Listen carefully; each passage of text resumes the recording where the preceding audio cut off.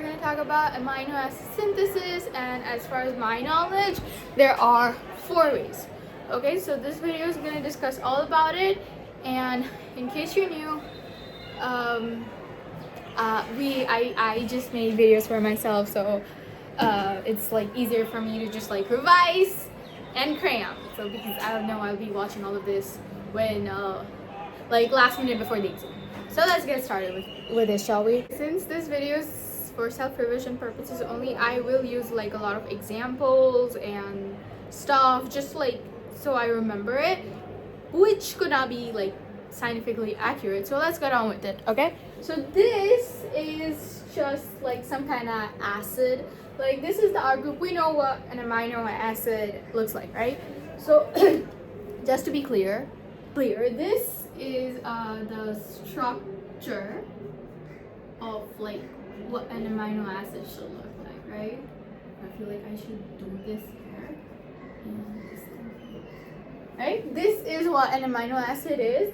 As in, this thing is always going to change. Like, this is the backbone of an amino acid, how I like to think of it. Okay? So, in here, you're going to always have like a carboxylic acid and then an amine part. Okay? So, usually, instead of it being like this, it is more so like this, in the Zwitter ion form. Okay, so in like aqueous solutions or like whatever, it's like that. Okay, so the H kind of goes there, so it's in its isoelectric point. Okay, and it usually exists in its Zwitter ion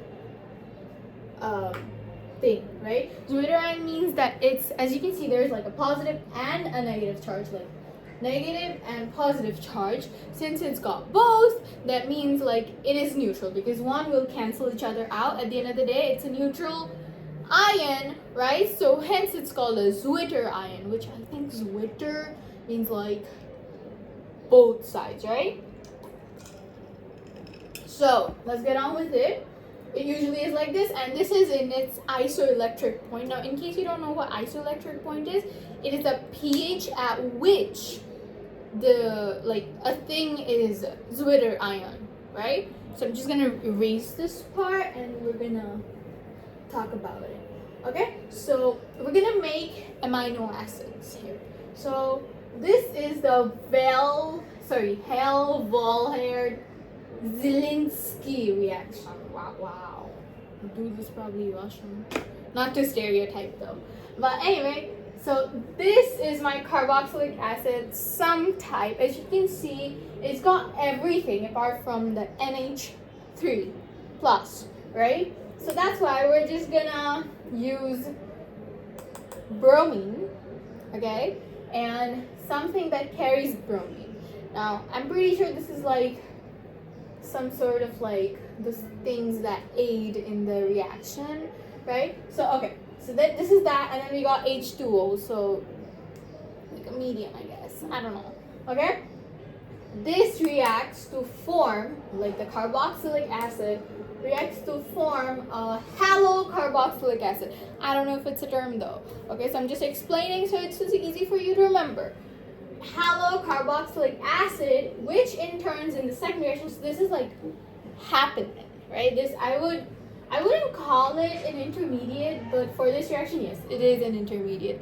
So we got okay, it is, the camera is rolling, but anyway, so we got ammonia in excess. Okay, so why are we adding ammonia? So we can substitute this, okay, into like this H2, and I know I said that it is probably gonna be like this, okay?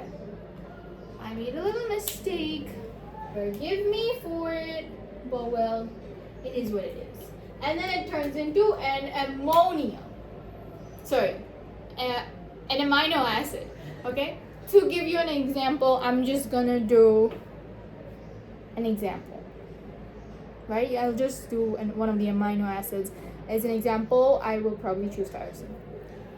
One thing I forgot to tell you that is this thing, this carbon which is attached to R, the carboxylic end as well as like the amine end, okay, is called the alpha carbon. This will be very important for like your later lessons, so I just need you to remember this, okay? So let's try to go backwards, okay? So I said I was gonna do tyrosine, right? I should probably know these structures, but anyway, I like to do it in skeletal form because I know I will have to learn them sooner or later.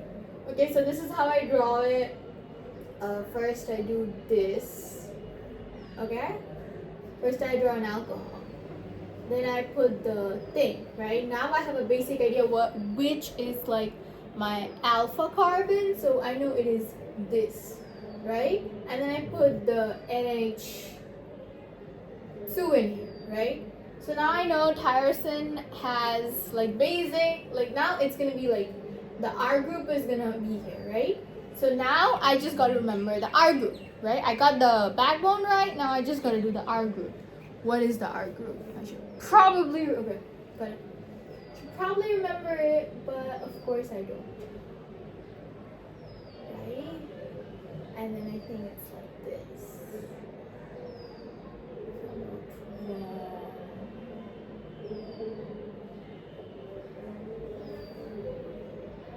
Yep, I think it is this, right? Okay, so like I said, we're gonna do it in our Zwitter ion form because it's mostly like that.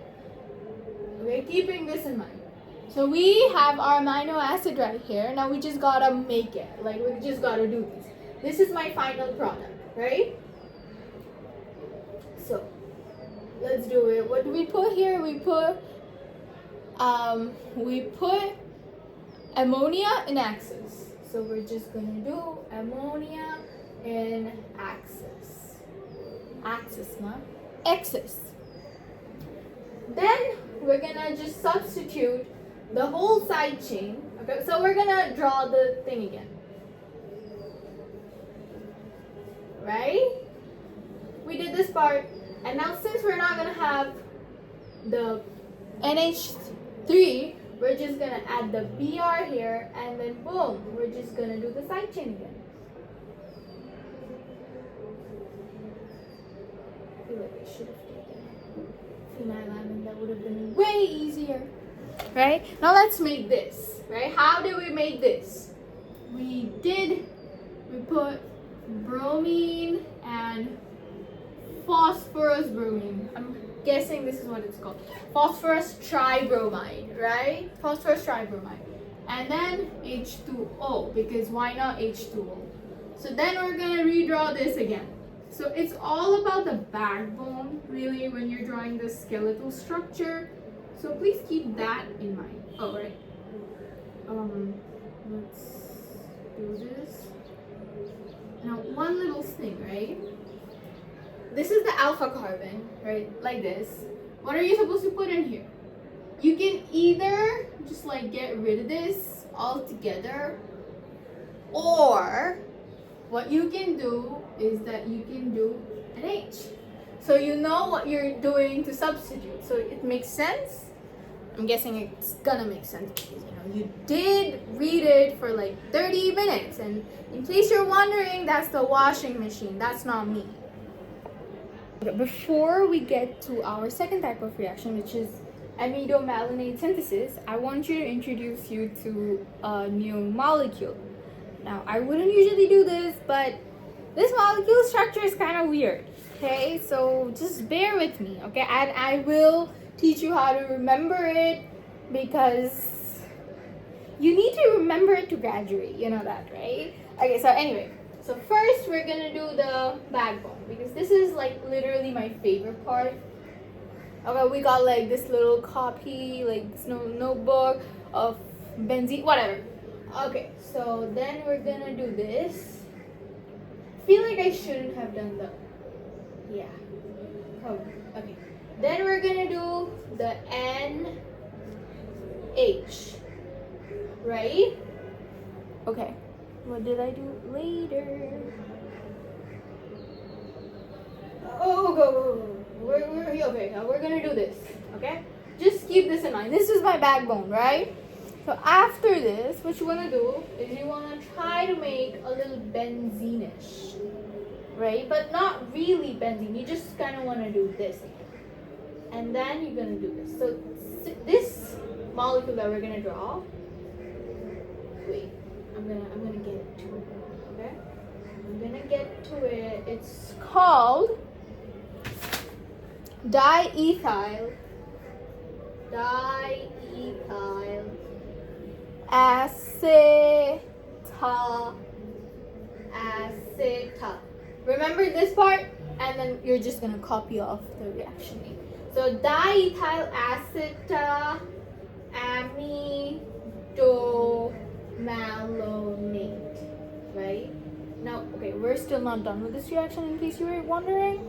Okay, we're still not done with writing off this molecule. Okay, then what you want to do is that you want to do this and this, right? This, I think, right? Yeah, this is your diethyl acetamidomalonate. Okay, so you see, this is the backbone. This was my back. I feel like I should have done it in another color. Hold on. Okay, so this black part is the backbone thing. These are the extra parts that you kind of need to remember to know that this is your diethyl acetamidomalonate. Diethyl acetamidomalonate. Okay, so this is the molecule which we will be working with in every single one of the reactions which synthesize amino acids in this amidomalonate synthesis. Okay, so this is a very important molecule. Okay, we're back with the second reaction. Now this reaction, spoiler alert, I kind of don't know if it's right or wrong, especially with this part. Okay, so AA means amino acid, by the way. Okay, so let's get on with it. We talked about diethyl amidomalonate, right? Just a little while ago, although it felt a little lifetime for me, but whatever, So we know the structure of this. Now when you add Na plus OET, I do not know what ET is. Do not ask me. Do not talk about it. It's just ET. Okay? So Na plus OET and then Br, and the R group we know is our the little side chainish for our amino acids. When we add that, we get enolate ion, right? So if I'm not wrong, okay, which I'm pretty sure I am wrong, okay, this is what an enolate ion looks like. You just add one of those again, but from there, right? And then upon adding acid and heat, this is acid, by the way, people. This is acid. So upon adding acid and heat with it, you get amino acids. Now let's recap. When you put what is amidomalonate synthesis, it is just like a straightforward extension of malonic ester synthesis. Okay?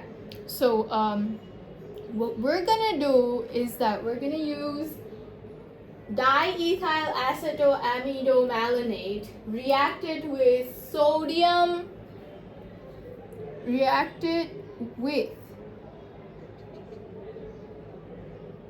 is SN2, by the way. Hold on. This, oh my god, I missed so many things here.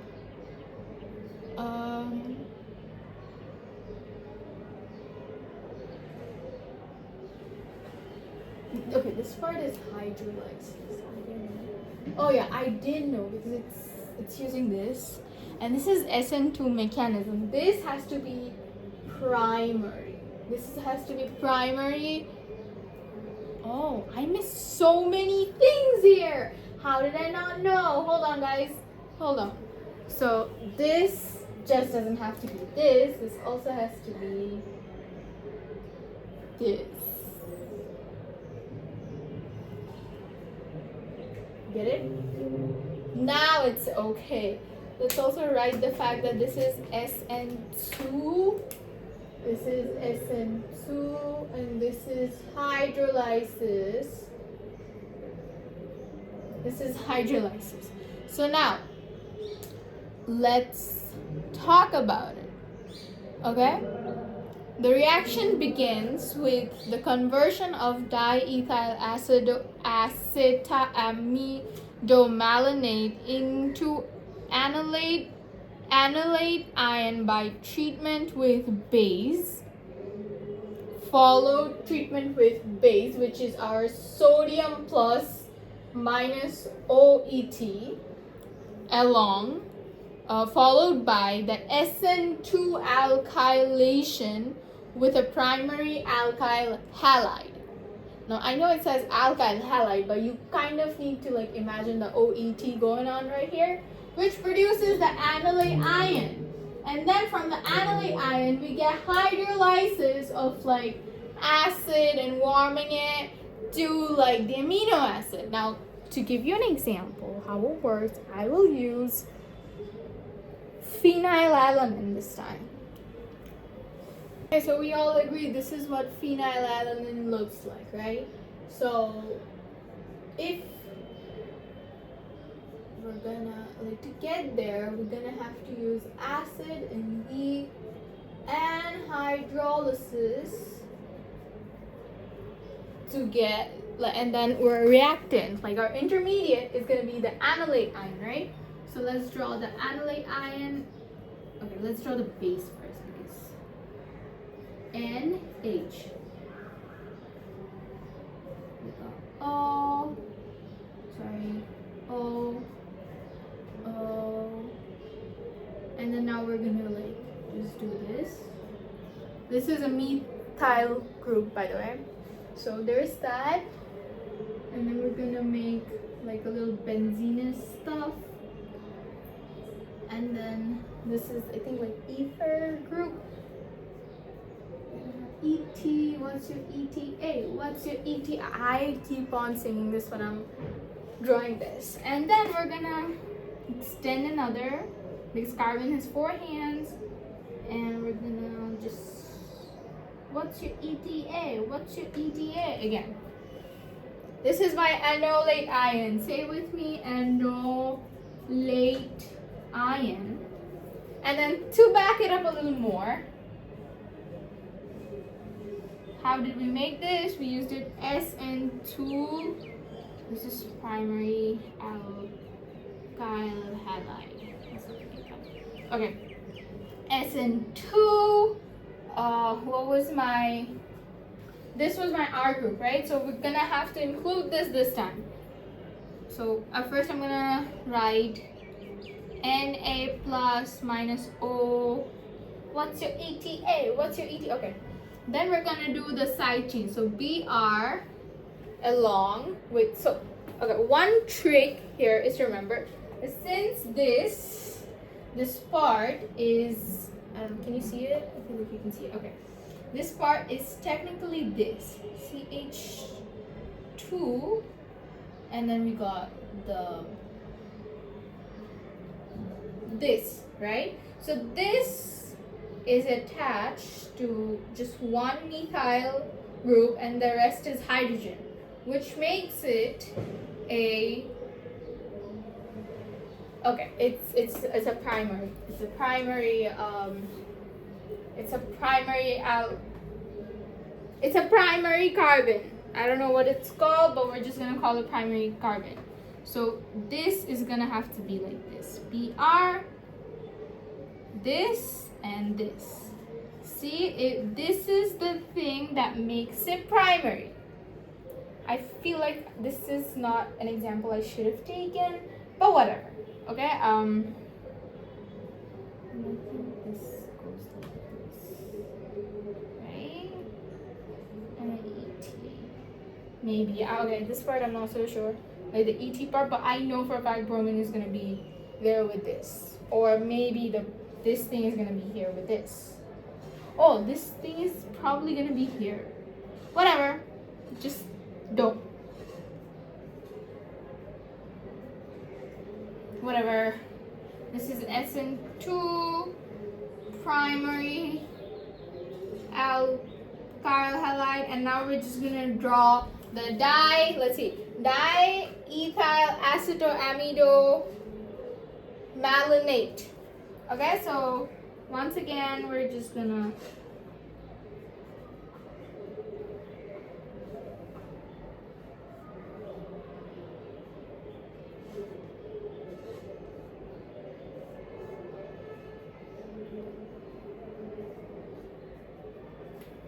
I feel like I aced it. Yeah, I aced it.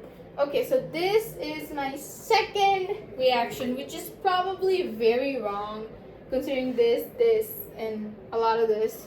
So please Google it at your own convenience. Keeping that in mind, let's move forward to my third reaction for amino acid synthesis. For the third reaction, I want to introduce you to something called alpha keto acid. Now we know what a ketone is, right? Just to recap, this is what a ketone looks like. Like, this is the simplest structure of ketone. It's called dimethyl. Okay, shut up. Don't say it like that.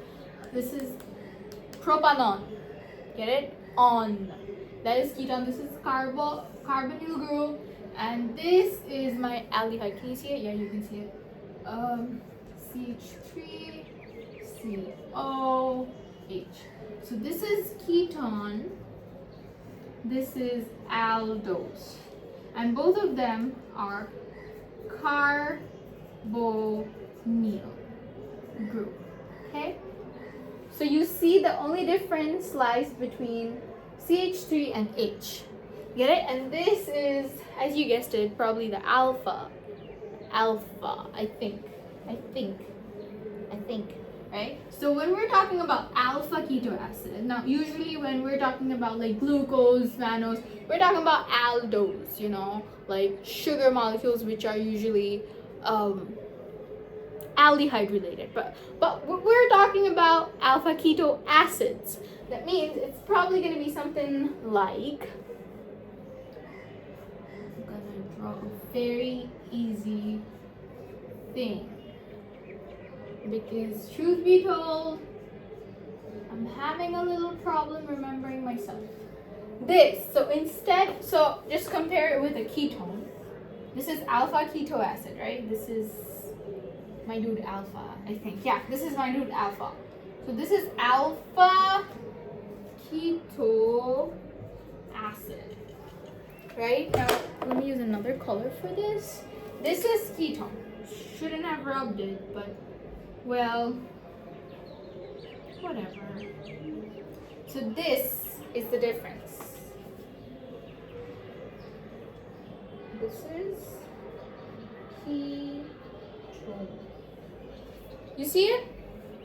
This is the difference between alpha keto acid and ketone. So, what is the name of this? This is pyruvic acid. We're probably gonna study this in glycolysis, or maybe we forgot about it. Gotta watch the video from itself of me explaining myself. So that is very clear, right? That this is alpha keto acid. So doesn't matter what I put in there, as long as this part is like some form of like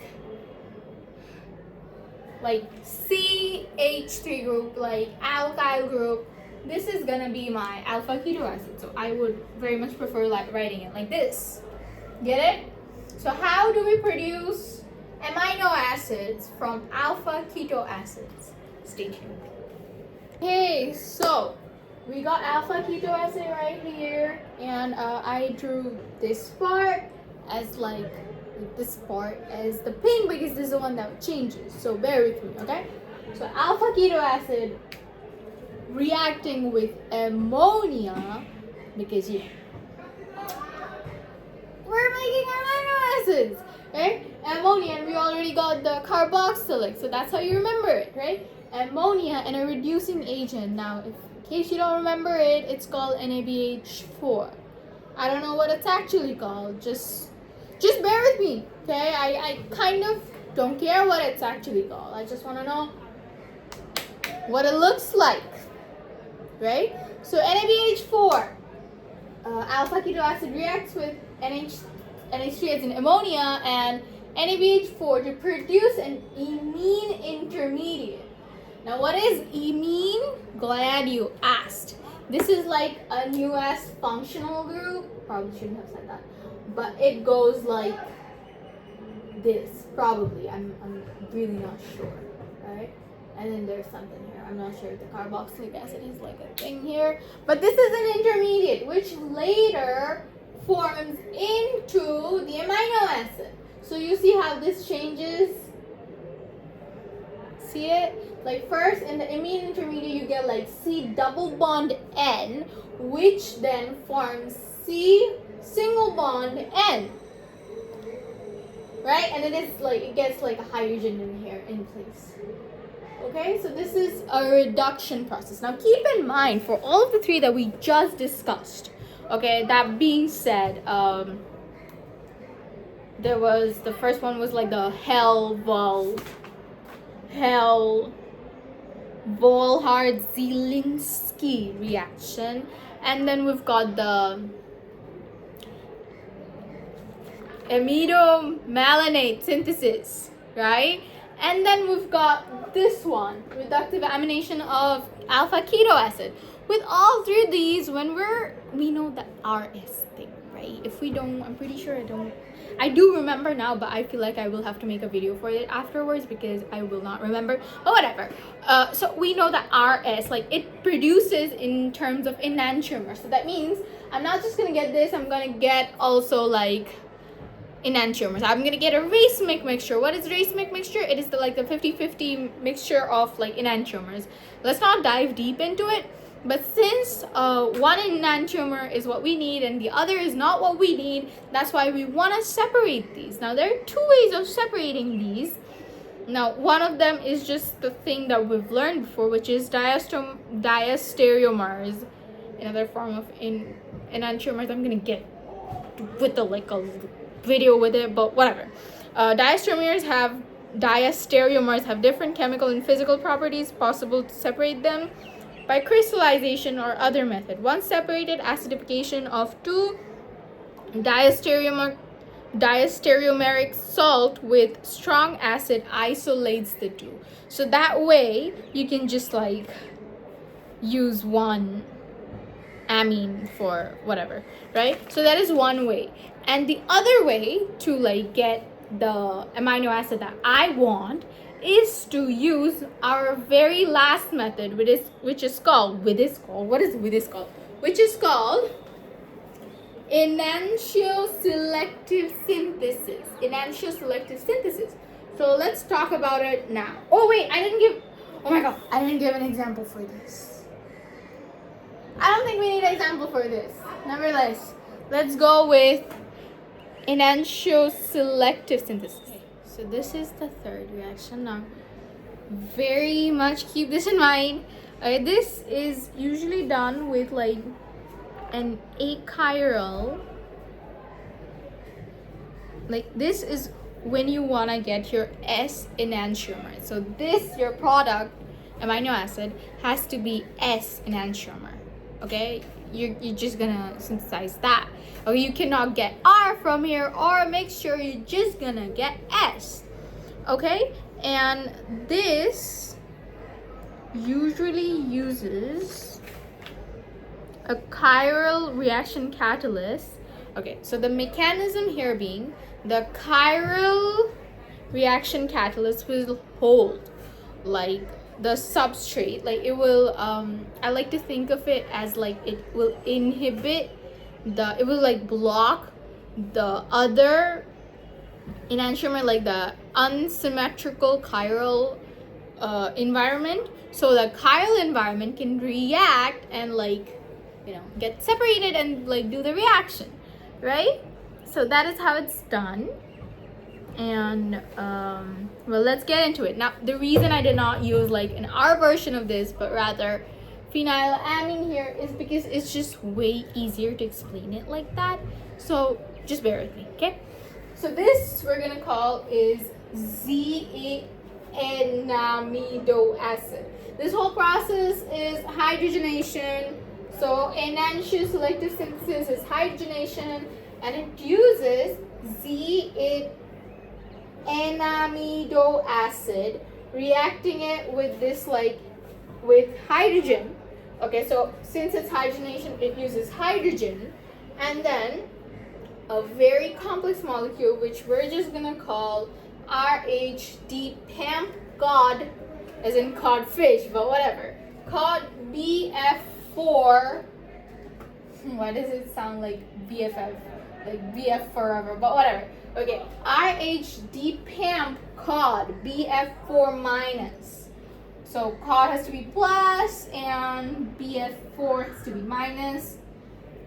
And we got the base, which is NaOH, sodium hydroxide, and water, which will produce S-phenylamine.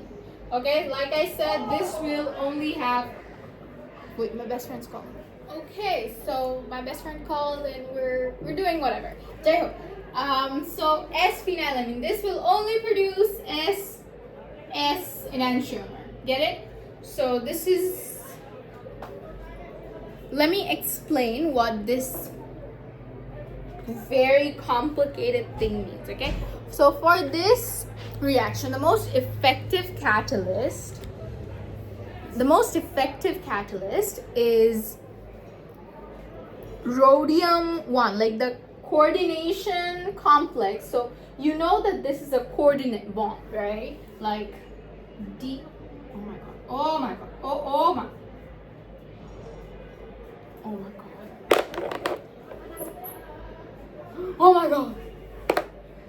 This is what happens when you leave your markers like without their lids on for like a good chunk of time.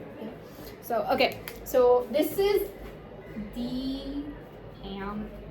Okay, think of this as like one thing, and cod makes me think of codfish.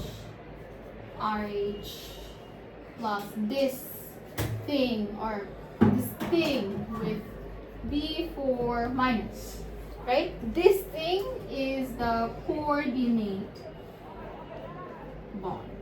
That means this, either this, hey, which one's giving the electrons? This is giving both the electrons for this bond. So this is like that useless X you used to have. So it's like that. Let me explain more. Oh my god, what's with this?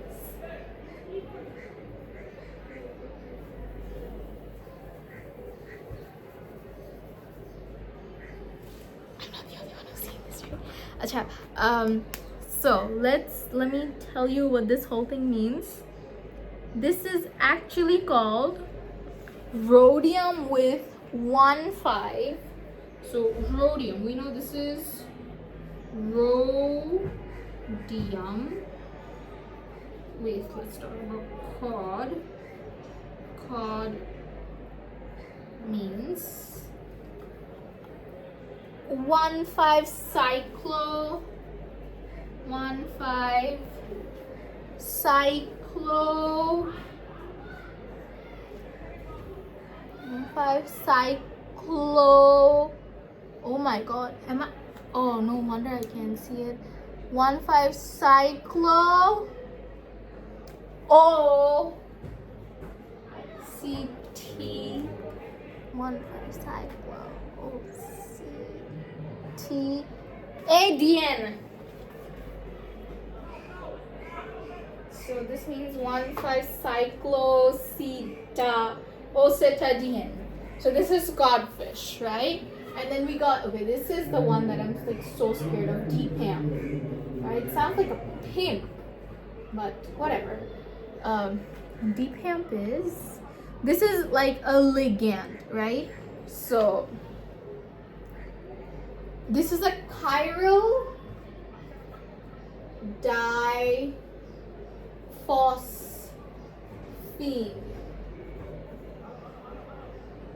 Chiral diphosphine.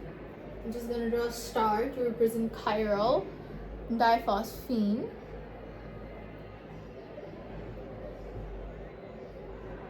So this is R. 1, 2 bis O anisyl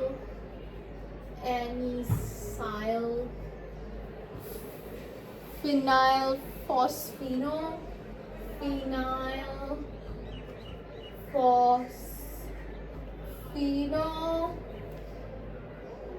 ethane. Now this whole thing is the chiral catalyst, as we've discussed before, right? So why is it chiral? Because of this. The best friend forever. Now how to remember the B4 minus is the negative one, whereas the codfish DPAM is the positive one. Remember, fish is good for your health, your boyfriend is not. So that is all. We've discussed all 4 of the reactions. Best of luck with your exams. Sorry if I've made any mistakes. Let me know if I have in the comment section, which is somehow filled with a lot of bots sometimes. But thank you. Bye. Sorry. One little thing I forgot to mention is that the first reaction, Hell-Zolhard-Zeilinkii reaction, is SN2 mechanism, and for the last reaction that we just discussed, which is enantioselective synthesis, that we like the alpha carbon, okay, forms double bonds with one of the carbons of its R groups. Okay, so it is very important that you remember that. I think it's called beta carbon. I don't know. You Google it. Bye bye.